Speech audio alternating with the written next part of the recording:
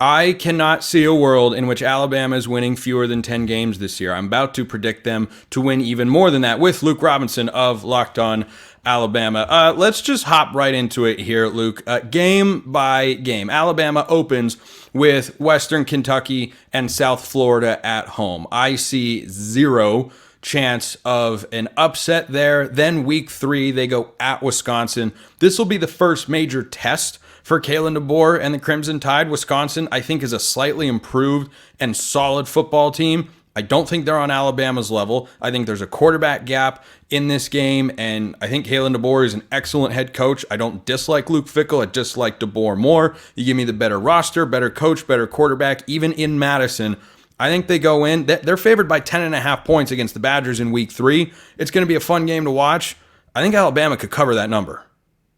I do too, and I went ahead yesterday and bought mine and my friends' tickets for the game through Game Time, the Game Time app. I tell people all the time I don't even look at the live read anymore. I tell them my personal experience with Game Time, and I bought those 4 tickets through Game Time, and I'm excited about going.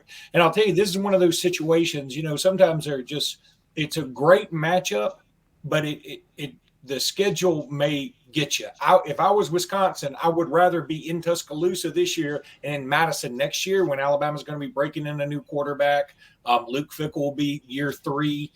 If I were Wisconsin, I would rather play Alabama next year. I think this year with a seasoned quarterback like Jalen Milroe and with this new style and Kalen DeBoer knowing, hey, can't we lose this one?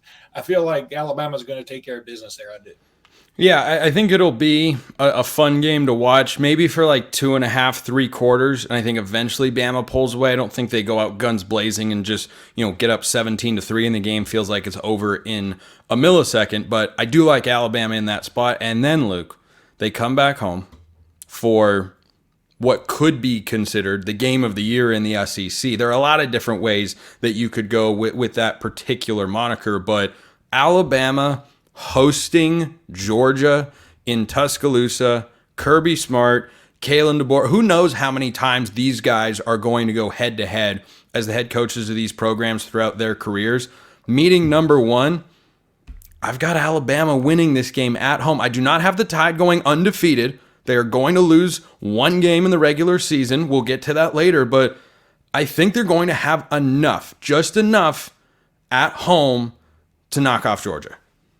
I'm with you. And I know some Georgia people will say I'm just being a homer, but I mean, the proof's in the pudding, right? I mean, Alabama has had Kirby Smart's number, had Georgia's number for that matter. I mean, going back to Mark Richt. In 2008, of course, the blackout game, then in 2012, and maybe the best SEC championship game.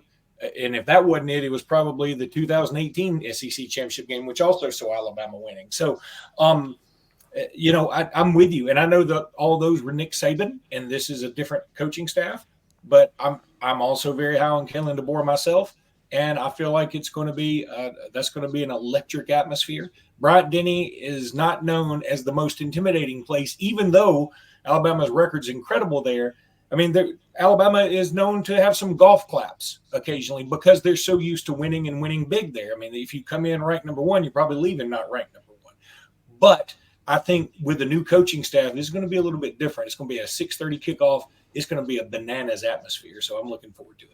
I think that's going to have every eyeball that cares at all about college football, no matter what conference you are a fan of watching. So I can't wait for that. Next 2 games at Vanderbilt. Poor Vanderbilt. Poor Vanderbilt and Clark Lee. It's going to be a how about? But you're right about that, Vandy. Like, not only they also get Texas. I mean, look, you could either get Oklahoma or Texas. No offense to Oklahoma this year. Oklahoma's been better than Texas over the last 20 years, I think. But this year, clearly, I think Texas is better. And so they should be. Get the good end of that stick. I mean, they just I know. They got a rough draw.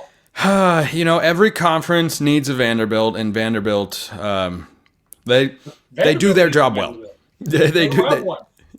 They do their job well in the SEC. South Carolina the next week, I'm going to predict the record for every major college football team on this very show. I have South Carolina pulling an upset that you probably don't expect, but that's for a different day. South Carolina at home, that's a win. At Tennessee, I know that Tennessee walked away a winner the last time these 2 teams played. I went back and forth between this game and 2 games after for Alabama's lone loss of the season, but something tells me that Tennessee with a first-year quarterback against Jalen Milroe, again, I like Josh Heupel a lot, but if you're giving me 2 teams that are going to be on pretty even footing, that are both going to have high expectations for the upcoming season, yes, I lean towards the team at home, but if I can find an advantage in my head when I'm making a pick on these games, it makes me think, yeah, I think that could end up being the difference there. I take Jalen Milroe over Nico on today as we're recording the show August 31st. Spoiler alert, I also will have Alabama going 11-1, and I think this will probably be the one, and I'm just playing the odds here. I mean, the odds probably say it should be Georgia.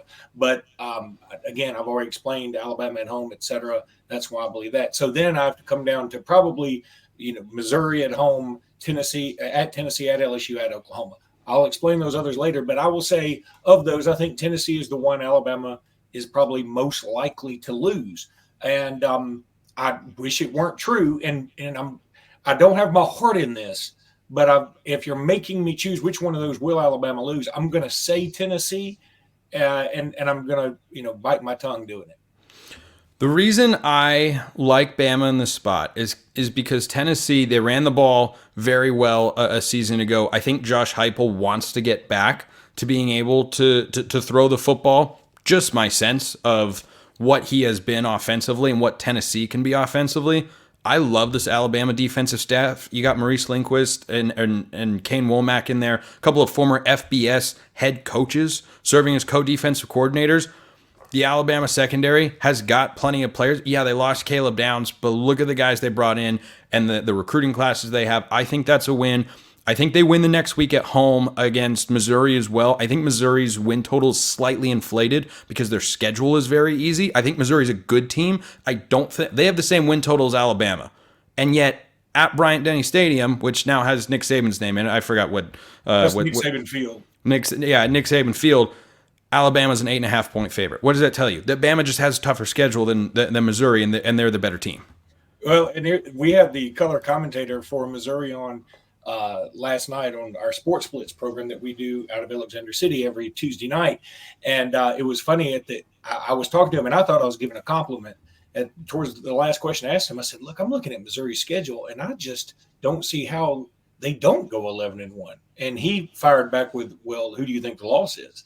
And I said, well, I mean, I think it's Alabama. But, I'm looking at the other one, seeing I just don't know where Missouri's going to lose. And so I feel like Missouri's going to be in the playoff hunt, all those things. But their schedule is probably the easiest in the SEC, honestly. I mean, given what you could. It's one of them. No, it's 100% one of. I think Missouri this year is what Ole Miss has been in the years past. I think this is a different sort of Ole Miss team where they've got dynamic playmakers. They're a good team, but you could look up, see an inflated record, and then when they go up against a big boy, they could get beat pretty badly. I think that is entirely within reach. So that leaves 3 games left on Alabama's schedule. If you count Mercer, I guess 4, but I don't even know off the top of my head where Mercer is, and I cover college sports in several capacities for a living. But at LSU, at Oklahoma, hosting Auburn. I don't think they're losing the Iron Bowl at home, and so that brings us down to LSU and Oklahoma. I think LSU is the better team. I like that they've revamped their defensive staff. Death Valley, tough place to go play. Now, Norman is not a cakewalk. I am just higher this year on LSU than I am on Oklahoma. I think at LSU is the one game Alabama will lose this year. I think it could be crazy. I think this could be a coin flip sort of game, but that's where I've got their one loss. Yeah, I'm going to say Alabama wins at LSU. And look, Alabama they play as well at LSU as anybody does, probably including LSU. I mean, for the longest time, Alabama didn't lose in Baton Rouge. I mean, for like 3 decades. So I just feel like Alabama's a better team. I like some of LSU's talent. Obviously, Perkins is incredible. I like the new quarterback, but they did lose a Heisman winner at quarterback, and they lost 2 fantastic wide receivers. I like Will Campbell a lot, obviously, just an incredible offensive lineman. But in the end, I think Alabama wins that game. And then, of course, you mentioned Mercer, which is in Georgia, by the way. But and then Oklahoma. I think Alabama gets out of Oklahoma. I know the weather will probably be against Alabama. It'll be much colder than what they're used to playing in that time of year, I believe. However, I think by that time of the year, Oklahoma, with their gauntlet, I mean, their schedule is ridiculous, especially compared to Texas. Mm-hmm. And I feel like they're going to be pretty beat up by the time they get there. And Alabama is used to playing this run of teams. I mean, maybe not this particular hard of a schedule, but Alabama's used to being, having a target on their back, being everybody's biggest game of the year. And I think they're going to be fine. I think Oklahoma's going to see what it's like in the SEC year one. In Texas, if you're an Oklahoma fan, it's unfortunate that I think Texas, of all the teams you could get, Texas gets Mississippi State, they get Vandy, and they get Arkansas. Meanwhile, Oklahoma gets Georgia and Bama and Auburn and LSU. I mean, and Tennessee. Didn't do them any favors. Did not do Oklahoma any favors. The SEC with their schedule. But I think between Georgia, LSU, Oklahoma, and Tennessee, 3 games on the road, I could see Bama losing as many as 2 of those games, but I don't see them losing more than 2, and I think they were able to find a way to win 3 of them, particularly that home game against Georgia. So if you were looking for a Kalen DeBoer Alabama drop-off here, you will find no such predictions here on today's show. Luke and I both have Bama 11-1 this year. Luke Robinson, Locked On Alabama. Appreciate the time as always. Appreciate you. Thank you, bud.